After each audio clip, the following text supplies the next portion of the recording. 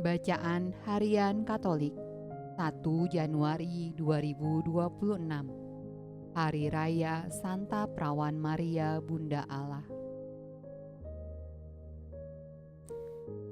Marilah berdoa dalam nama Bapa dan Putra dan Roh Kudus. Amin. Allah yang berbelas kasih, sabdamu adalah terang dan pelita hidup kami. Utuslah Roh Kudus-Mu untuk membuka telinga, hati dan budi kami untuk mendengarkan dan memahami sabda-Mu. Doronglah kehendak dan tekad kami untuk mengamalkan sabda-Mu dalam hidup dan perutusan kami sehari-hari. Amin. Bacaan dari Kitab Bilangan. Tuhan berfirman kepada Musa, "Berbicaralah kepada Harun dan anak-anaknya. Beginilah harus kamu memberkati orang Israel. Katakanlah kepada mereka, Tuhan memberkati engkau dan melindungi engkau. Tuhan menyinari engkau dengan wajah-Nya dan memberi engkau kasih karunia. Tuhan menghadapkan wajah-Nya kepadamu dan memberi engkau damai sejahtera." Demikianlah harus mereka meletakkan namaku atas orang Israel, maka aku akan memberkati mereka.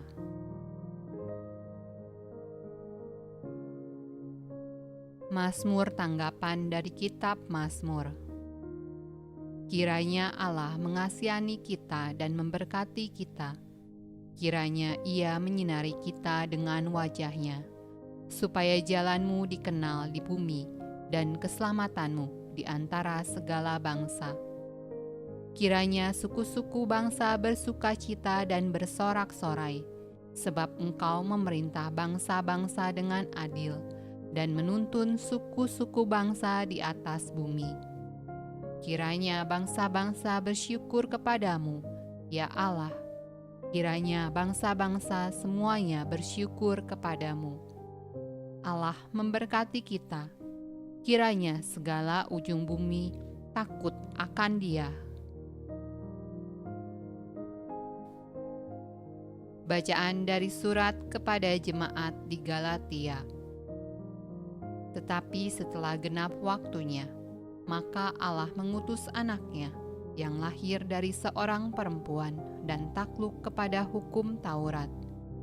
Ia diutus untuk menebus mereka yang takluk kepada hukum Taurat, supaya kita diterima menjadi anak.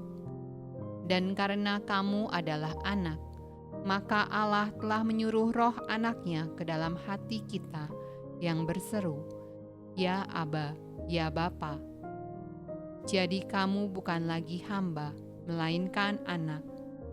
Jikalau kamu anak, maka kamu juga adalah ahli-ahli waris oleh Allah.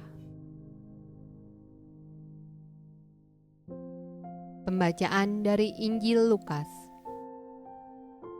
Lalu mereka cepat-cepat berangkat dan menjumpai Maria dan Yusuf dan bayi itu yang sedang berbaring di dalam palungan. Dan ketika mereka melihatnya, mereka memberitahukan apa yang telah dikatakan kepada mereka tentang anak itu.